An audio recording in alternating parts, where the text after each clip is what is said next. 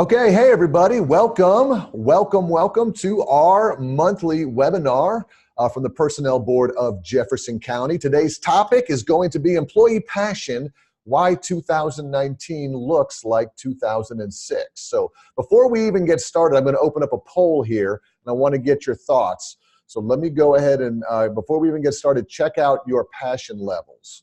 So here's the question. Do you consider yourself passionate about your current job? Do you consider yourself yes, no, or Pete, it depends on a lot of things. It could depend on my current supervisor. It could depend on the shift that I have. It could depend on if I'm working, at precinct 1 or precinct 2. So it could depend, or maybe yes, or maybe no. So we've got by the way, this is totally confidential. So if you're voting, go ahead and vote. I won't share who voted. I can't even tell. So I'll give you one more second to vote. Are you passionate about your current job? Let's go ahead and end the polling and show that. And as you can see, look at that. 67% of you on here say, yeah, I'm passionate about my job. I know you are, otherwise you wouldn't be on a webinar. People who are passionate about their jobs normally love what they do, love what they're trying to accomplish. And then not a lot of no's, and by not a lot, I mean none. And then it depends. I'm totally buying in. Like I said, maybe it's a new job. Maybe you just got a new leader. Maybe you got a new promotion. Could be lots of things. So it really just depends for some of you on the time of day, the shift, the manager, the person. And I'm going to share some information with you today, hopefully, that's going to help you. So let's go ahead and get started. Be going through two different mindsets today. One mindset is you could possibly be saying, I want to be more motivated. I want to be more passionate at work. And the other could be, no, it's less about me being more passionate at work. It's more about how can I help my employees be more passionate at work. So either way you want to go through it is fine with me. A couple quick announcements before we get started. As some of you know, this is our corporate university, our training facility here in the Merit System, the Spark Learning Center. Some of you know we're going through a construction or rehab. They're redoing the air conditioning, all that kind of stuff. So to give you an update, here's what it looks like this morning. Just took this picture. So it's just as magical as it's always been. So we're hoping to get all this work done by mid-July. So we're still doing training classes right now, but we're hoping to be back upstairs in this location somewhere around mid-July, hopefully August at the latest. Another announcement, if you're working towards a certificate program here at the Personnel Board, don't forget to mark your calendar for Friday, September 13th. That's going to be our graduation celebration. If you complete leading people or managing processes or something like that, maybe professional development, we're going to have a great event for you from 9 o'clock to 11:30 on Friday the 13th. Don't let that be too ominous. And then finally, if you're liking these half-hour webinars, Greg Bone, the fantastic Greg Bone's doing the next one. Mark your calendar, Tuesday, June 11th at 11 a.m. He has not yet put it out there and sent the invitations, but you can do a save the date, and then very soon you'll see it on our website so you can register for that. Well, let's go back into why this topic happened. Here's what happened. My friend Kimberly Robinson, who works with me, just came back from the ATD conference up in DC. And this is Ken Blanchard. And she heard, everybody loves Ken Blanchard. He's written numerous books on servant leadership. He's an icon in the industry. And when she came back, she said, hey, I got to see him. And here she is with her picture with him afterwards. And it reminded me, we used to do a class on employee passion that was based on work that Ken Blanchard did back in 2006. So I thought, let me go back in my archives and pull up this training class. I started working here in 2007. And I'm like, I know I put together a class back in 2007. So I went back and found the article. And here's what the article did from Ken Blanchard's group back in 2006. They went ahead and embarked on a study to do the concept of employee passion. Now, employee engagement wasn't really a thing back in 2006. Employee engagement, to my best of my knowledge, came out a few years later. But what they did was they narrowed it down to 72 traits, 72 key factors that get people passionate about their jobs. They sent that data out to over 25,000 different managers. These are C-level leaders. These are middle managers. They sent some out to employees as well, and they got 2,100 responses. So they got all these responses back in 2006, And with that, they came up with 8 key factors that drive employee passion. So what I thought would be fun was, well, let's go ahead in the year 2019, now that we're 13 years later, and see how many of these would you say in 13 years later are like, yeah, that's still a factor. That's still a factor for employee passion, still a factor for employee engagement, still part of what gets me jazzed at work. So I'm going to share some examples with you, go through these, and then we'll see what your thoughts are at the end on how you can apply them. So again, don't forget 2 lenses today. One lens, I need to be more passionate at work. Go through that today that way. Or your second lens could be, you know what, I'm fine, but I know people that report to me. I know people, my coworkers, my team, who are not passionate. If you've got that lens on, then take some of these 8 items and apply them to help get your organization better, not just for you, but for your organization. So number 1 is meaningful work. This is common sense stuff that to me still exists today. And depending on which generational study you look at, maybe it's a millennial, a Gen Z, whatever, you're seeing this becoming more and more frequent in today's work environment. It's not just about the paycheck and the Rolex anymore. I think a lot of people, specifically younger people, but all of us are looking for meaningful work. Now, the cool thing about this, for some of us, we have a calling. All right, we have a calling to work. So I think some of those careers, nursing, maybe police and fire, maybe social workers, it's already embedded for them. They have a calling to a career, a calling to a job. They already feel that meaningful work. But what about you? Are you getting that meaningful work every day? Do you feel like your job, like you're adding value? Now, what I try to get across and what I try to instill in my training team here is we've got to tell all these merit system employees, all these 7,000 civil servants, that their jobs are a calling. The fact that you're working in the merit system, in civil service, in a government job, you need to consider that a calling, that you want to make your city better. You want to make your community better. You want to make your organization where you live better. And if you start thinking about it that way and not, oh, I'm only in public works and oh, I work in finance every day, or if you think, man, my job is to make my city community better, that's what civil service jobs are all about. So again, try to reframe that and remind people who may be in the doldrums of work, I can't find any meaning. You have to make sure that you sort of reframe that for them. The second thing that Ken Blanchard came up with is collaboration. So back in 2006, he was talking about the whole idea of collaboration. And I found this photo interesting because, depending on which study you look at right now, either open offices are the best thing in the world for collaboration, or open offices are the biggest train wreck to hit the American business since they became trade. It just depends on how you look at them. We work in where I work, we work in an open environment. We have, 8 cubes or 6 cubes, and they're all open, and people sitting around and talking, and we stop and we share ideas. And what do you think about this? And what do you think about that? But I do hear other organizations that are saying, man, we need our offices back. Nobody can think, nobody can create, there's so much collaboration going on that I can't get any work done. So let me go ahead and just get a little sip of my drink here. If you're looking for something fun to watch on TV tonight, the Florida Gators softball team is in the College World Series, 6 o'clock tonight, followed by Alabama at 8, Roll Tide as well. So the whole idea of collaboration is kind of a big deal. Quick Disney story. And this is something that will help you process when you think about collaboration.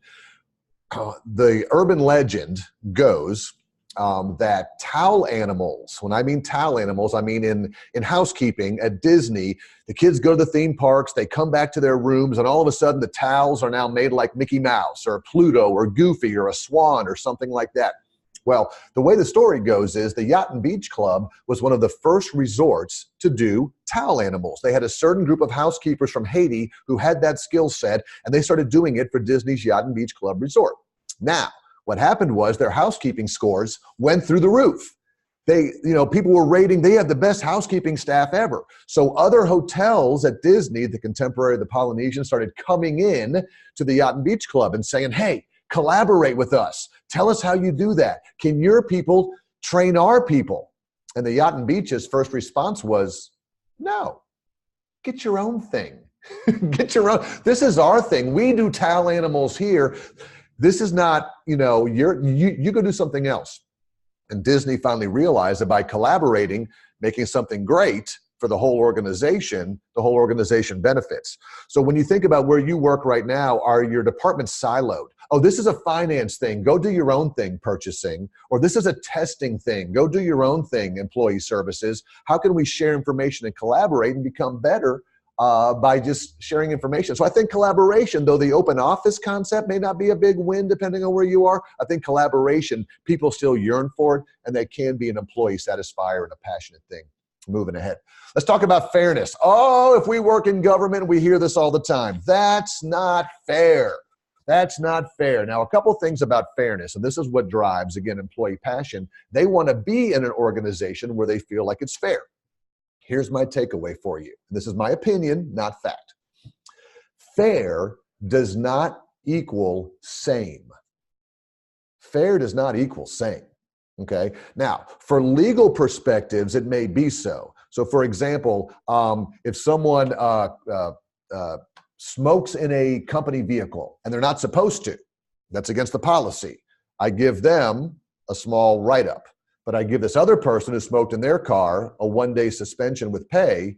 That's not fair because the policy says this and all that. When I'm talking about fairness not being the same, I mean the following. Here's what I mean by that. Hey, no one can work late today. It's the last day of the month in the Department of Revenue. I'm sorry, no one can leave early today. It's the last day, long lines for tags. You cannot leave today. Do not ask for any early releases. In comes Kim. Kim says, hey, I know you said no early releases, but can I please go home an hour early today? Well, why is that? There's a huge doorbuster sale for beds, and I've got to buy my daughter a new bed for college, and it's only good for this 1 hour. Can I please go? No, I'm sorry. You can't go. In comes Pam. Pete, can I please leave an hour early today? I know you said I couldn't leave early. However, I just got a phone call from my mom. She got back from the doctor. She's been diagnosed with breast cancer, and she's crying right now, and she's there. Can I please go? Yes, go. By all means, go. Not the same, but was it a fair decision? I mean, I think it was. So again, this is where you get into a lot of gray area. So when you think about fair, again, does that mean consistent to you? Are you following policies, regulations? If you can build trust and respect with your employees, that's what fairness is. Most employees would trust me when I say, you can't leave early to go to a shop, but you do need to leave early, because most people will go, yes, that's fair. So again, people still need this kind of stuff and be looking for ways that you can make it fair at work. Number 4 is autonomy. Ken Blanchard said back in the day, autonomy is important. And years later, Daniel Pink wrote a book called Drive. If you haven't read a great motivational book on how to motivate your employees, Daniel Pink wrote this book called Drive. His big 3 motivational factors: autonomy, mastery, and purpose. Autonomy, mastery, and purpose. So that's the question when it comes to you. How are you getting autonomous behavior at work? Are you allowed to do it your own way? And this is something we need to work on, I think, in civil service. Why do we do it this way? Because we've always done it that way. And it may not be just a civil service thing. That happens in lots of organizations. But here's where you have to give your employees some room. Hey, I want you to get from point A to point B. And the way we've always done it is this way. The employee comes in and goes, you know what would be fun is if we went from point A to point B this way, this way, this way, this way, this way, and this way. Okay? No, can't do that. No way. We always go this way. Now, if there's no change in efficiency, if there's no change in cost, if there's no change in guest experience or guest outcome, then what does it matter? Let the person be autonomous. Now, if this way is the quickest, fastest, cheapest, most inexpensive way to do it, then yeah, then there's an argument for that. But if autonomy just means the same outcome, but a different way of getting there with even better or the same guest experience, you've got to let employees try new things. You've got to let them be autonomous. If you're a micromanager, this is what drives people nuts. I want to be autonomous. I want to do some work. I want to be successful, and you're looking over my shoulder for everything. So again, from a passion perspective, let's talk about autonomy. All right, we're halfway through. Let me check the chat here and see if there's any sort of questions out there. And when I say check the chat, I mean, I may totally break the system here because I can't pull up the chat. If you have questions, we'll check them at the end. All right, moving on. Moving on, let's talk about recognition. Look at this person in the bottom right, recognizing this gentleman for his hard work. This has not changed.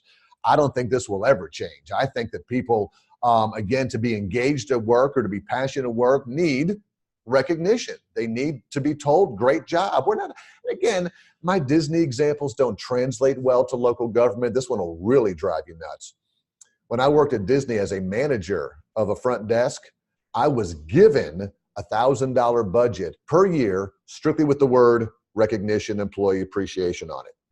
So that meant that I could buy food, I could give out awards, I could give out gift cards, I could do all these things. So if my supervisor, Jeff, is watching, it's a great idea. You need to give me $1,000 recognition budget so we can make good things happen. That's never going to happen. We've got to find ways to recognize in a low cost, no cost way.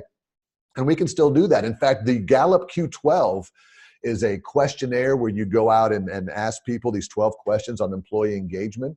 And one of the questions is very simply, in the last 7 days, someone has said thank you or good job or recognized me for my hard work.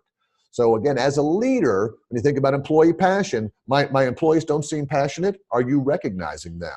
And if you are an employee who doesn't feel passionate, are you being recognized at work? And if you're not, maybe have that discussion with your supervisor.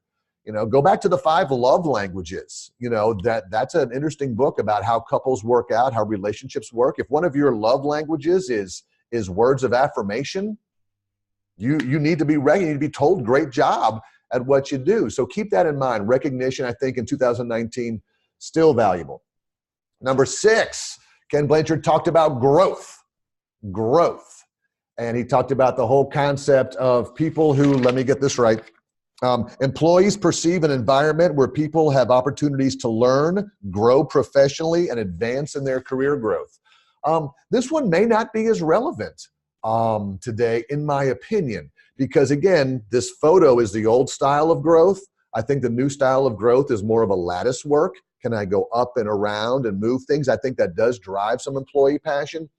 But again, it may be shifting in culture. I think more people are looking for work-life balance. I think more people may be looking for, hey, if I've got an opportunity to go do a different job or take a sabbatical and then come back later, can I do that? So, you know, I'm not sure. I should have looked up what the average career length is right now for most people. Now, in local government, it seems to be different. In local government, once you get in, you like it, you found your niche, you do want this growth. Where can I go? That's why in civil service, we have the promotional test. From police officer to sergeant to lieutenant, you know, all the way up to captain and deputy chief. We've got these built-in hierarchies where you can move up. Now, there's fewer spaces. So that's why I think this lattice work idea works better, where even if you can't move up, can I take on more assignments? Can I take on different projects? Can I learn a new skill? Can I cross-train? So it may not be the way it used to be, which is the corporate ladder growth, but it may be more of a lattice work growth. I think that's important as well. Maybe not as important as the other 7, but it's out there. And the last 2, let's talk about those, they called it back in the day, 2006, connectedness. Connectedness. I'm going to call it relationship building. In fact, I've got this concept called the role model of leadership. And if you look at what a role model of leadership does at the center, at the foundation, the R stands for relationships. The R stands for relationships. So that kind of ties in with this whole idea of connectedness. Now, there's 2 types of connectedness according to their data back in 2006. Number 1 is with the leader. Some of you are not going to like this. Some of your employees, according to this data, want to spend time with you. They want to go to lunch with you. They want to have weekly or monthly one-on-ones with you. Not all employees need that, but some employees do not like the, here's your keys, here's your radio, hands off, let me know if you need anything. Yeah, I need something. I'd like 15 minutes to talk about Game of Thrones with my supervisor. I mean, maybe that's what they need. So again, this idea of building a relationship with your leader is important.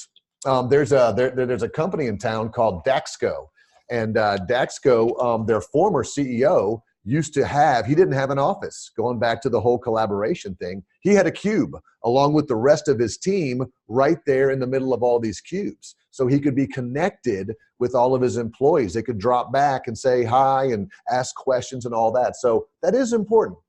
The last one is connectedness with your colleagues. And this, tie it back to the Gallup Q12. One of the Gallup Q12 questions is, I have a best friend at work. I have a best friend at work. Now, we don't have to have a best friend at work. And some people, maybe you're introverted, maybe it's a style of work you're in. Some people just want to come to work, do their jobs, and don't want to go home. And that's okay. We have events here at the personnel board where I work. We've got a lot of events here where we say, come on up, free hot dogs. We're going to watch college football for a while. It's the NCAA March Madness. And everybody's allowed to come. And we'll get about a third. But 15 to 20 people to take advantage. That doesn't mean that the other 40 don't value it. They either don't need it at the time. It doesn't drive their passion. They don't need that to feel like they're connected at work. But some people do need that connectedness with colleagues. So that's something, again, as a leader, are you providing those opportunities for team building? Are you providing places for people to work? When I was at Disney, I worked at the college program for a while. We made a mistake there with a college intern. We just opened a miniature golf course. And we decided, well, they only have about 4 full-time employees there, but mini golf sounds fun. So we're going to staff one of our new college interns who comes down for a summer semester at Disney's Winter Summerland mini golf course. Well, they were the only college program person that worked there. All their friends at the Magic Kingdom and Epcot have all their friends around them. The only people we had working at the mini golf course, not to stereotype, but they were mostly older gentlemen who loved the game of golf, who just wanted to hang out. So it was hard to make that bond, that connectedness. And we realized that, and we solved it by putting more college program interns at that location, because some people desire that to build their passion.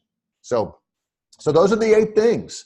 Meaningful work, collaboration, fairness, autonomy, recognition, growth, connect with your leader, or connectedness with your team. So let's launch another poll here as we finish up our day. Oh, hi, Jeff. Good to see you as well. So let's see. Stop sharing results. Let's see. So here we go. Here comes the next poll. Considering the 8 key factors of passion, which we just talked about, which of these 8 do you have the most of in your current job? So if any one of these is driving your passion, you're like, man, I've got a lot of collaboration. That's what I've got the most of. Or I've got a lot of time with my leader. I feel like I work in a fair environment. Go ahead and just take a second and let's see what everybody else thinks about which of these 8 you have the most of. Or if I were to say, which one drives your passion the most? And because you're getting it, that means it's working out. So we've been doing it. We'll do this for another maybe 15 seconds or so. So give it a couple more seconds. I want to thank you all for joining us. Hey, Kim Robinson says Roll Tide. Of course, I've got my comments back up now. And if you have any questions, you can go ahead and type them. Last second to vote. Anybody else? All right, I'm going to end the poll, shoot it out there. Let me share the results. And as you can see, look at that. Meaningful work. If you're getting that and that drives your passion, make sure if you're in a supervisor or a leadership role, make sure you're sharing that with other people as well. Make sure you're telling people why this job is so meaningful. Let's do one more just to see where the audience is. Here's our final poll question of the day. Considering the 8 key factors of passion, which of these 8 do you need more of? You're like, yeah, I've got this one, but I'll tell you what I don't have, and that would make me more passionate is this. So go ahead and take a second, fill out, speak for yourself, not for your department, just speak for yourself. Say, man, right now, if I only had more of this is something that would make me more passionate about my job. We're getting lots of good answers. Good, thank you, thank you. The beauty of polling too is I can see which people sort of checked out. There's about 24 people on here, and I get about 12 to 13 to answer. So the other 7 have on, Bohemian Rhapsody or something. They're like, oh, there's a poll? I didn't know. Who knew? All right, let's end the polling, see what everybody did here. Look at that. So you've got, let me share these results. There they are. So it looks like you've got, let's see, connectedness. Wow, that's interesting. We still in 2019 are yearning for connectedness. Some of us still want recognition. That's good. Some government employees need fairness and autonomy, but connectedness. And with the leader specifically, some people want career growth as well. It's good. I recommend talking to your supervisor about this. If this is what you need, just let them know. Let them know so that you can make them aware of that. So I'll stop sharing that. All right. Hey, this has been fun for me. I don't know if it's been fun for you or not, but I've enjoyed spending some time with you. As just a reminder, meritmatters.org is where you can sign up for all of our personnel board training classes. If you're not in the merit system and watching this, that's okay. You just can't come to these classes. these are for our local government employees. So sign up. Make sure that you come to our training classes. We got a lot of great stuff going on here. If you're not in the merit system, please follow, or even if you are, please follow me on LinkedIn and Twitter. I do a lot of stuff on LinkedIn. I like to share articles and share videos. So you can search my name, Pete Blank, at LinkedIn. I got a website there too, but LinkedIn is the best place for you to connect with me. So I think what we learned is 2019 doesn't seem as different as 2006. So stay passionate at work. Go out there and be as engaged as you possibly can. And thanks so much for checking in today. We'll see you at our next one next month with Greg Bone. Thanks. Oh, Taria raised your hand. I'm glad, Taria. Thanks, but we're done. I'll talk to you back in the office. All right. Thanks, everybody. See you next time. Bye-bye.